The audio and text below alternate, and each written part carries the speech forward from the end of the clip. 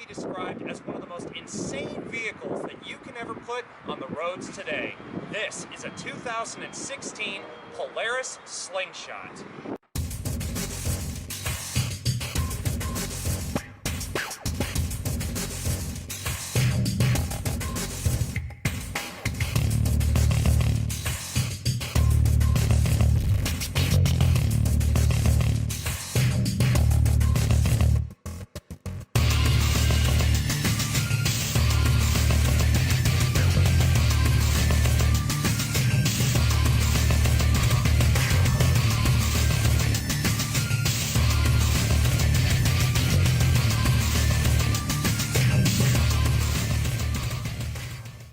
Before we get too far into today's review, I want to give a big thank you to K's Motorsports right here in the north end of Houston, Texas for allowing us access to their inventory today to bring you guys this crazy little three-wheeled machine.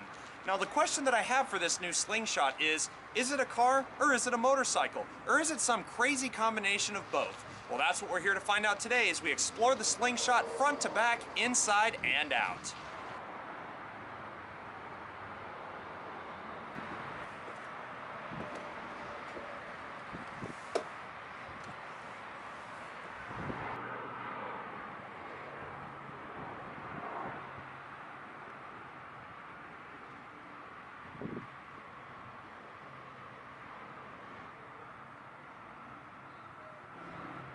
Now, starting the Slingshot is actually a two-step process.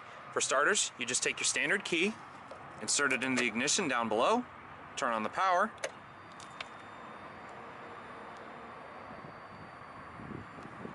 then, being a manual transmission, just simply depress the clutch and hit the red engine start button in the center console to start the engine.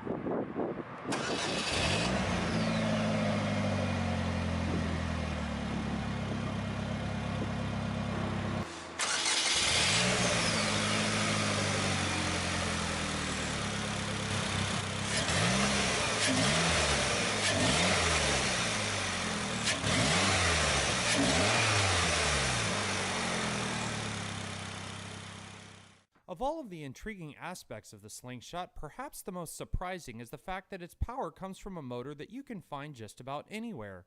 Driving that massive rear wheel is a 2.4-liter Ecotec 4-cylinder engine that's been sourced straight from General Motors. It features double overhead camshafts, 16 valves, and a variable valve timing system as well. It makes 173 horsepower and 166 pound-feet of torque. Now, while that may not seem like much, the Slingshot can still scoot to 60 miles an hour in a tested 5.8 seconds or less, and go on to a top speed of 130 miles per hour, if you've got the gonads, of course. Aiding in this go-kart-like performance is a high-strength steel tubular frame, adorned with the plastic composite body panels. This all adds up to a total curb weight of just 1,743 pounds, resulting in an admirable power-to-weight ratio. For those interested in fuel economy, we weren't provided official estimates, however my best guess is around the mid to high 20s in the city and in the 30s on the highway, running on the recommended premium unleaded gasoline.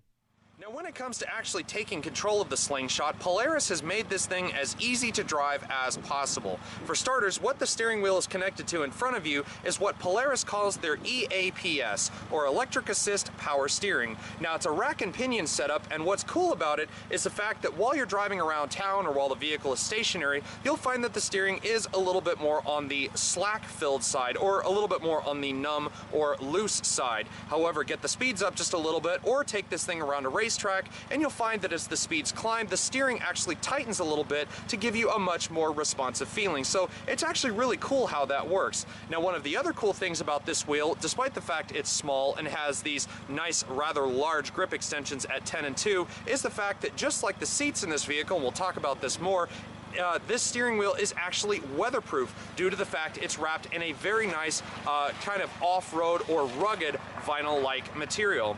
Now, as far as putting the power to the ground, the only transmission available is a standard close ratio 5-speed manual transmission. Now, the throws are actually pretty decent. They are a little bit on the rubbery side. They're not as sharp or snick feeling as a lot of people like to call them. But then again, I think it aims more towards ease of use. And that's what the Slingshot is all about, providing a sporty driving experience, but without all of the nasty sort of drawbacks of a hardcore sports car-like vehicle. Now, one other interesting factor is also the fact that the clutch in this vehicle, being a manual transmission, not only has one of the shortest travels that I've ever felt in a vehicle, but also the fact it's hydraulic, not electric assisted. So from what I've heard from a lot of people, it feels a little bit more spring-loaded when you actually put the vehicle in gear and let the clutch out. So you don't necessarily have to dump it, but you do have to be a little bit more harsh with it rather than you would in a normal vehicle. Now, if there's ever an intriguing vehicle that I could say is truly awe-inspiring, then the Slingshot definitely is up there on that list. I mean, I had no idea that a company that I've known for years that makes things like ATVs and other off-road vehicles could build a car that looks as insane as this. Now, to answer our question for the day already, I can tell you that this thing is not a car, nor is it a motorcycle. In technical terms, and to be politically correct, it's called an autocycle. Now, I learned that not too long ago, and I found it rather intriguing that they gave it such a unique name. Now, for starters, you got to admit that this is one of the most insane-looking vehicles, period. About the only thing that comes close to this are some of those extreme-looking motorcycles that I've seen going down the road. But just to go over a few things, for starters here at the front, as you can see, you've got 4 projector beam headlights. You've got 2 here in the nose and 2 on the outer corners here. Now, one of the other things that I find really appealing about this one is the metallic black paint, and that is all thanks to the fact that this is the new top-of-the-line Slingshot. You can get 3 different trim levels with this thing. You've got the base, the SL, which only comes in a vibrant red color, and then you've got what they call the SL LE, or SL Limited Edition. Basically one that adds in every single option that the Slingshot could possibly offer. Now, one of the things that it does offer is the set of 18-inch machine-faced and painted alloy wheels here in the front, and a 20-inch wheel in the back. Also, as you can see, you've got front ventilated disc brakes. And I really like the look of these wheels. The base wheels are okay. They're sort of a dark gray finish, and I'll show you here in just a moment. But at the same time, I think that these 18 inchers here in the front look absolutely awesome. And as far as tire size goes, these are 225/45 ZR18s in front, and I think about a 235 or something in the rear, but we'll check that here in just a moment.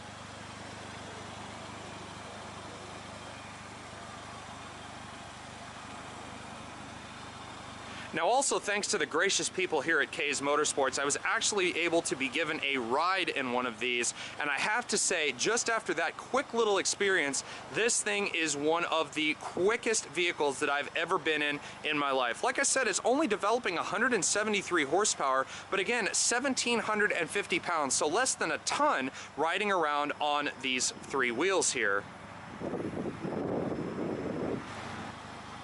Now, as we move along the side here, there are a couple of other things that I wanted to point out. For starters, as you can see, the rear wheel is belt driven. Now, Polaris recommends that the drive belt will only last about 100,000 miles. So I don't know of anybody that's going to drive a vehicle like this 100,000 miles, but for a daily driver, it wouldn't surprise me. So just a little tidbit of anybody looking into one of these, you only got about 100K on this drive belt here before you need to replace it. Also up here at the top, that despite the body being plastic, as I said before, you have these full metal functional roll bars up here at the top, and these are actually here for safety. So as you can see, they sit a lot higher than the front of the vehicle, so they are aiming towards safety despite the fact it is a completely open top vehicle. Now, looking here at the back, we've got full LED taillights that run down the entire length of both sides. These are active brake lights along with just your standard red taillights like you would find anywhere else. And then also you have a third brake light up here in what I would kind of call the spine of this rear compartment here.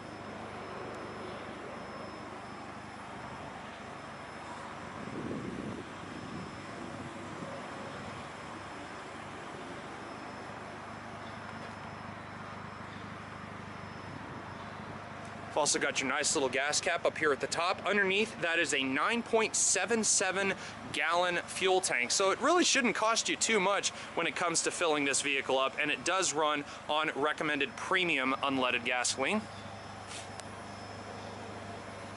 As I said here, this is a 20-inch wheel here in the back. This is a 20/9 to be specific right there, according to the wheel itself. And I was incorrect. It is a 255/35/20 tire here in the rear.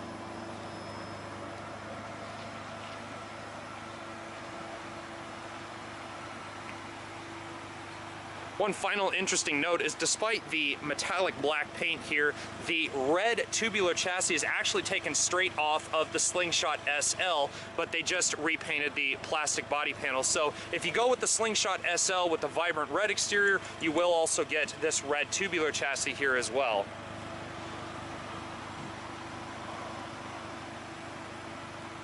Now, as far as dimensions go, this thing is about 170, I think it's almost 180 inches long.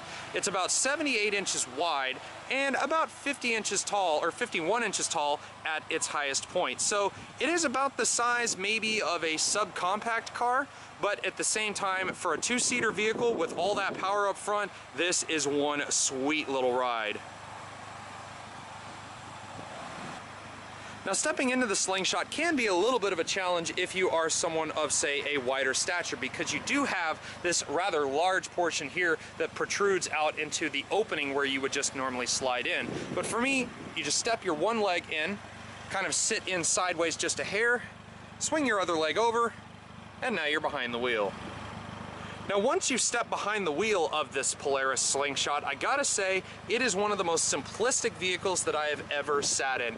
And one thing that I found rather funny is the fact that the options list on this thing actually is not very long, for one, but number two, some of the options are things like the windshield. I'm not joking. On the base trim level only, you will not get a windshield. If you step up to the SL or this SL LE, you will actually get this nice tinted windshield right here. But Polaris does recommend that you wear a helmet with this vehicle, so you do have a little bit of safety measures already, but it's kind of funny that they don't include the windshield in at least one of the trim levels. Now, a couple other things here, like the center stack. This one has a 4.3-inch LCD display. You don't get things like navigation or anything like that. You do get a 6-speaker stereo system controlled by these little buttons here. Seemingly a little static in this one. The bad guy, what you doing with them rad guys? Them rad guys, they ain't see potential in me, girl. But you see it, if it's me and you against the world, and so be it. I don't have to give me life. And what's great is while I was on a test ride in this vehicle, I actually was able to hear the radio even over the roar of the wind going past these open parts here on the sides and over my head. So it was actually kind of cool that you can still hear the radio nonetheless. Now, because of the fact that you really can't see over the back, you do actually get a reverse camera in this one. So I put the vehicle in reverse, and as you can see, there's a small camera located right there in the back of the vehicle, so you can actually see when you're backing up. Now, as far as everything else, all the controls are super easy. You have your tune buttons, preset, radio mode, your volume controls. You do have Bluetooth, you have hands-free Bluetooth connectivity, and also the availability to mute the radio. You have your hazard switch, you have your engine start-stop button, and one thing that I find really cool is a sort of ambient lighting system. You've got the blue and the light and the white settings, so you can actually turn them on, and up under the dash, you actually have some white LED lights that will turn on, and if you switch it to blue, well, that's self-explanatory. It turns into this blue, very light blue light up under the dashboard, so that's actually kind of neat. And everything else down here, all you have is your traction control, which, as you can see, once you push it, a little orange icon appears up here on your gauge cluster. Hit it again and it goes away. Everything else in here is super simple. I mean, you've got body-colored painted surfaces pretty much from the top of this dashboard all the way down through the center console, so that's a really, really nice touch. Again, the steering wheel is super easy to use, and like I said, these seats are actually weatherproof, so you could actually leave this thing out in the rain, which I don't know why you would want to, but nevertheless, everything about the interior is weatherproof, from the floors to the seats, which are very soft, might I add, very nice and comfortable, but they're made of this very, very hardcore weather-resistant material, especially up here on the upper part of the seats where you're going to get a lot more rainwater and whatnot. But you could literally just take a rag and wipe it down should your seats get wet at all, which is pretty interesting considering the fact that Polaris is known for making vehicles that are meant to live in the outdoors. So transferring some of their outdoor technology into a more sporty vehicle, definitely an awesome idea.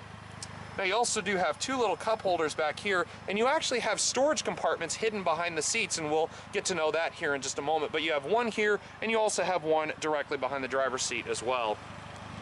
Now last but not least, focusing on the gauge cluster here, I do like it. It's got this nice little blue outline to it. When you first turn it on, the numbers are black, but the moment these illuminate, they turn this really, really awesome iridescent blue that really, really looks nice.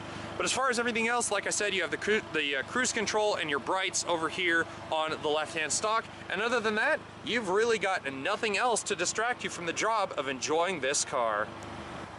Now, to gain access to those little storage bins in the back, all you have to do is go down here. There's a little latch down below. You simply pull it.